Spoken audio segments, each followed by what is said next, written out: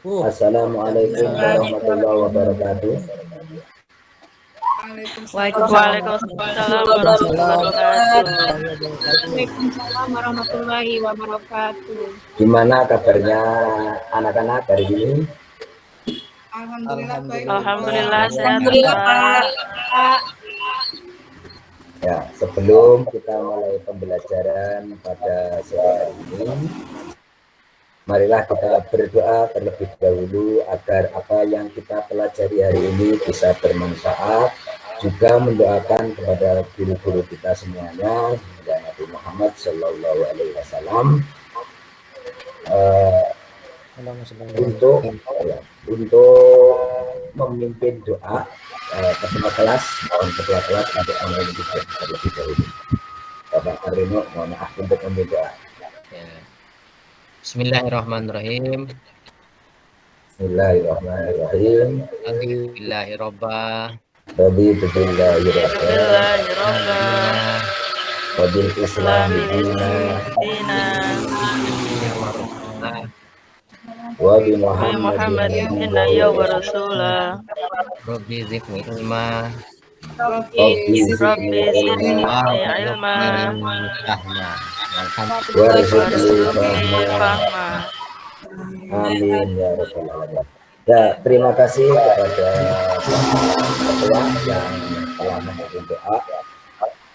Untuk selanjutnya, Pak Guru ingin mereview pembelajaran yang sudah lalu, yaitu tentang strategi dakwah Nabi Muhammad di Makkah. Anak-anak ada yang masih ingat tentang strategi dakwah Nabi Muhammad? Titin mungkin tahu ya? Strategi dakwah Nabi Muhammad ya. Secara sembunyi-sembunyi dan secara terang-terangan, Pak. Ya. Pertama secara sembunyi-sembunyi, dilanjutkan secara terang-terangan, ketika kemudian mendapatkan hambatan, rintangan, apa yang dilakukan oleh umat Islam, melakukan hijrah ke beberapa tempat masa kenabian, melakukan hijrah 3 kali.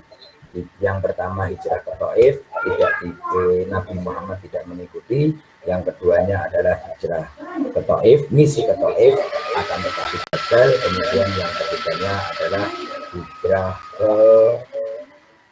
hijrah ke Madinah. Nah, sebelum kita membahas tentang hijrah ke Madinah, saya di sini akan membahas tentang kondisi masyarakat Madinah sebelum Islam, akan tetapi akan mengecek kehadiran para siswa terlebih dahulu.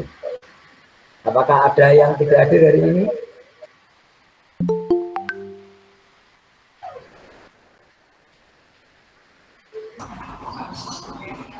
Kayaknya nggak ada. Pak. Nihil, Bapak. Jumiati tadi saya tutupin pintu. Alhamdulillah kalau semuanya hari ini hadir. Ya, Pak.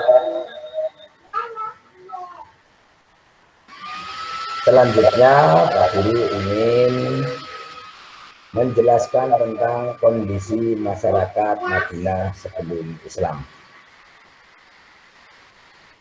Yang pertama, Bapak ingin menyampaikan tujuan pembelajaran pada sore hari ini. Mohon maaf, indikator dulu baru tujuan. Indikator pencapaiannya yaitu siswa dapat menjelaskan kondisi kepercayaan masyarakat Madinah sebelum mengenal Islam. Keduanya, siswa dapat menjelaskan kondisi sosial masyarakat Madinah sebelum mengenal Islam. Yang ketiganya, siswa dapat menjelaskan kondisi ekonomi masyarakat Madinah sebelum mengenal Islam. Keempatnya, siswa dapat menjelaskan kondisi politik masyarakat Madinah sebelum mengenal Islam. Kemudian ini keempatnya yaitu mempresentasikan Nabi Muhammad sebagai rahmat bagi alam semesta, pembawa kedamaian. Ini nanti keempat kalau waktunya mencukupi, karena membahas 4 saja insya Allah waktunya kurang. Ya, tujuan pembelajarannya setelah mengamati, menanya, mengeksplorasi peserta didik diharapkan dapat mengetahui, mempresentasikan Yang pertama, kepercayaan masyarakat Madinah sebelum Islam. Yang keduanya, kondisi sosial masyarakat Madinah sebelum Islam. Ketiganya, kondisi ekonomi masyarakat Madinah sebelum Islam. Dan empatnya, kondisi politik masyarakat Madinah sebelum Islam. Sebelumnya, Pak Guru ingin menampilkan gambar. Adakah yang paham gambar-gambar ini? Mungkin Pak Agus Seris paham gambar-gambar yang nomor 1, 2, 3, 4. Ya, monggo Pak Agus Seris. Oh iya, mohon kalau salah diingatkan Pak ya. Untuk yang pertama itu masyarakat Madinah, kepercayaan masyarakat Madinah sebelum Islam adalah kepercayaan terhadap pagan, kepercayaan terhadap berhala. Yang kedua, masyarakat Madinah itu sering melakukan peperangan, khususnya dari kalangan kaum Aus dan kaum Hazrat. Oke, betul sekali. Yang ketiga, masyarakat Madinah sebelum Islam itu mata pencariannya adalah perdagangan. Dan yang keempat, masyarakat Madinah sebelum Islam itu mata pencariannya adalah perkebunan, khususnya perkebunan kurma. Oke ya, beri aplaus kepada Pak Agus Seris yang telah memberikan gambaran buat kita semuanya bahwa di Madinah dari segi religius atau segi keagamaannya, yaitu ada yang menyembah berhala. Kemudian yang keduanya ini adalah dari segi politik dan sosialnya, langsung dua. Kemudian yang ketiganya dan keempatnya adalah dari segi ekonominya. Ya, untuk lebih jelasnya mari kita bahas. Yang pertama ini. Yang pertama adalah kepercayaan masyarakat Madinah sebelum Islam. Bahwa agama yang dianut penduduk Yasrib adalah Yahudi, Nasrani, dan Pagan. Agama Yahudi masuk ke Yasrib berbarengan dengan kedatangan imigran dari wilayah utara sekitar Arab abad ke-1 dan ke-2 Masehi. Mereka datang ke Yasrib untuk menyelamatkan diri dari penjajahan Romawi. Kemudian agama yang dianut oleh agama Yahudi dianut oleh beberapa suku, di antara lain adalah Bani Qainuqa, Bani Nadir, Bani Qatafan, Bani Quraidah. Keempat suku ini tetap memeluk agama Yahudi walaupun Islam telah tersebar di Madinah. Selain Yahudi penduduk Yasrib, ada juga yang memeluk agama Nasrani yang berasal dari Bani Najran. Kemudian yang imigran dari Arab Yaman, mereka tetap mengikuti keyakinan orang-orang Quraisy penduduk Makkah, karena orang-orang Yaman menganggap bahwa orang yang di Makkah, orang penjaga Ka'bah itu adalah orang-orang suci, sehingga mereka tetap mempertahankan agama pagan atau masih menyembah berhala. Yang keduanya adalah kondisi sosial masyarakat Madinah sebelum Islam. Yasrib memiliki dua kebudayaan, yaitu kebudayaan Arab dan kebudayaan Yahudi. Pada awalnya kedua bangsa tersebut berasal dari satu rumpun bangsa, yaitu ras Semit yang berpangkal dari Nabi Ibrahim melalui dua putranya, yaitu Nabi Ismail yang nantinya menjadi agama Islam dan Nabi Ishak yang kemudian menjadi agama Yahudi. Bangsa Arab melalui Ismail dan Yahudi melalui Nabi Ishak. Mereka berkembang dan menyebar sehingga memiliki kebudayaan tersendiri. Di samping itu kedua bangsa itu berkembang menjadi beberapa suku atau kabilah. Yang jelas di Madinah sedikit banyak sudah ada kebudayaan, berbeda dengan di Makkah belum memiliki kebudayaan. Yang ketiga, kondisi ekonomi masyarakat Madinah sebelum Islam. Yasrib merupakan kota yang makmur dan subur dengan pertaniannya. Air yang tersedia di kota ini mencukupi untuk membangun pertanian. Penghasilan terbesarnya adalah kurma dan anggur. Selain itu, di kota Yasrib atau di Madinah terdapat beberapa pabrik sebagian besar dikelola oleh orang-orang Yahudi di Madinah. Terdapat banyak pasar yang terkenal, pasar Konokoiniko. Di sana juga terdapat toko minyak wangi dan macam-macam jual beli lainnya. Ada yang sesuai dengan ajaran Islam, ada juga yang tidak sesuai dengan ajaran Islam. Yang terakhirnya yaitu kondisi politik masyarakat Madinah sebelum adanya Islam. Yasrib tidak menerapkan model pemerintahan seperti kerajaan yang mengatur kehidupan masyarakatnya. Kekuasaan berada di tangan suku-suku atau kelompok-kelompok tertentu, tergantung kepada siapa yang paling kuat di antara mereka. Istilahnya homo atau hukum rimba, siapa yang kuat mereka yang berkuasa. Perang antar suku dan kelompok sering terjadi. Kondisi tersebut hampir sama dengan keadaan di Makkah, sering perang antar suku. Suku yang pertama kali tinggal dan menguasai Yasrib adalah suku Amaliko. Kemudian bangsa Yahudi datang ke Madinah dan akhirnya menguasai Madinah, telah menaklukkan suku Amaliko. Sejarah menyebutkan bahwa orang-orang Masehi atau Kristen di Syam, Syria, sangat membenci orang-orang Yahudi. Mereka menganggap bangsa Yahudi telah menyiksa dan menyalib Tuhannya, yaitu Isa Al-Masih. Mereka menyerbu Yasrib untuk memerangi orang-orang Yahudi. Dalam penyerbuan tersebut, orang-orang Kristen meminta bantuan kepada suku Aus dan suku Hajrot, sehingga kekuasaan beralih dari orang-orang Yahudi ke suku Aus dan suku Hajrot. Walaupun keduanya ini menguasai, tetapi karena mendapatkan fitnah-fitnah dari orang-orang Yahudi, akhirnya suku Aus dan suku Hajrot ini selama hampir 300 tahun tidak pernah berdamai. Dengan adanya Nabi Muhammad Shallallahu Alaihi Wasallam, suku Aus dan suku Hajrot bisa bersatu. Ya, ini adalah awal dari materi pada sore hari ini. Sekarang Bapak ingin memberikan tugas membuat kelompok. Kelompoknya beranggotakan 5 sampai 6 orang, kemudian melakukan diskusi. Di antaranya yang menjadi soal adalah, yang menjadi pertanyaan adalah bagaimana kondisi kepercayaan masyarakat Madinah sebelum adanya agama Islam. Yang keduanya, bagaimana kondisi sosial masyarakat Madinah sebelum Islam. Yang ketiganya, bagaimana kondisi ekonomi masyarakat Madinah sebelum Islam. Yang keempatnya, bagaimana kondisi politik masyarakat Madinah sebelum Islam. Ya, Pak Guru ingin ngasih waktu sekitar 5 menit aja, karena memang waktu kita terbatas. Nanti dari kelompok 1, kemarin kelompoknya sudah dibagi, kelompok 1, kelompok 2, dan kelompok 3. Nanti kalau memang waktunya terbatas, ya perwakilan dari salah satu kelompok di antara 3, tidak masalah. Bagaimana anak-anak?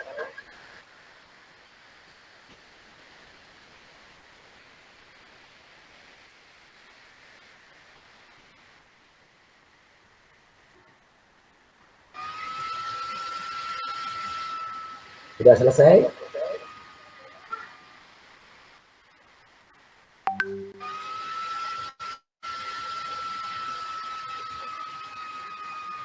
Ya, mungkin Bu Dewi Sulistiawati ya. Siapa? Bu Dewi Sulistiawati. Ya. Siapa? Bu Dewi Sulistiawati, silakan mempresentasikan mewakili teman-teman apa yang disampaikan Bapak Guru pada sore hari ini, apakah bisa dipahami atau tidak. Pak, semuanya dijawab atau tidak ini Pak? Atau cukup misalnya kelompok 1 jawab nomor 1 gitu, kelompok 2 nomor 2, atau semuanya Pak? Kelompok 1 satu aja ya. Oh ya, jadi kami dari kelompok 1 menyelesaikan soal nomor 1 ya Pak ya? Iya. Iya. Ya, silakan Bu Dewi untuk mempresentasikan hasil musyawarahnya dengan teman-teman. Pak, kami sudah selesai Pak. Apakah boleh Pak? Ya, silakan. Baik, Assalamualaikum warahmatullahi wabarakatuh. Waalaikumsalam warahmatullahi wabarakatuh. Saya mewakili dari kelompok 1 ingin menyampaikan hasil diskusi kelompok kami, yaitu bagaimana kondisi kepercayaan masyarakat Madinah sebelum Islam. Kepercayaan masyarakat Madinah sebelum Islam itu yaitu ada yang menganut agama Yahudi, Nasrani, dan ada juga yang masih menyembah berhala atau pagan. Seperti itu Pak, jawaban dari kelompok kami. Assalamualaikum warahmatullahi wabarakatuh. Ya, terima kasih Waalaikumsalam kepada warahmatullahi wabarakatuh. ya, terima kasih kepada Bu Dewi ya yang sudah memberikan jawabannya. Untuk kelompok 2, siapa yang kelompok 2 kemarin ya? Saya Pak. Saya, silakan. Terima kasih untuk hasil diskusi dari kelompok 2 tentang bagaimana kondisi sosial masyarakat Madinah sebelum Islam. Kelompok kami mempunyai hasil diskusi mengatakan bahwa keadaan sosial masyarakat Yasrib atau Madinah sebelum kedatangan Nabi Muhammad itu memiliki beberapa kemiripan dengan di Makkah, yaitu terdiri dari beberapa suku dan kelompok masyarakat yang tinggal di sana, Pak. Ada 2 kelompok besar di sana, di antaranya adalah suku Aus dan suku Khazraj. Itu pendapat kelompok kami, Pak. Terima kasih. Ya, terima kasih. Ya, beri aplaus buat kelompok yang sudah presentasi. Nah, ya. Kemudian untuk kelompok 3, kemungkinan kelompok 3 karena masih 2 soal, jawab semuanya. Kepada saudara siapa ini? Ya, yang kelompok 3 ya, siapa? Pak Lasim, mungkin Pak Lasim. Ada nggak Pak Lasim? Jangan nanti dulu Pak. Oh, nanti dulu. Ya, mungkin kelompok lain yang mungkin bisa menjawab tentang kondisi ekonomi masyarakat Madinah sebelum Islam dan kondisi politiknya sekaligus 2. Adakah yang mau jawab?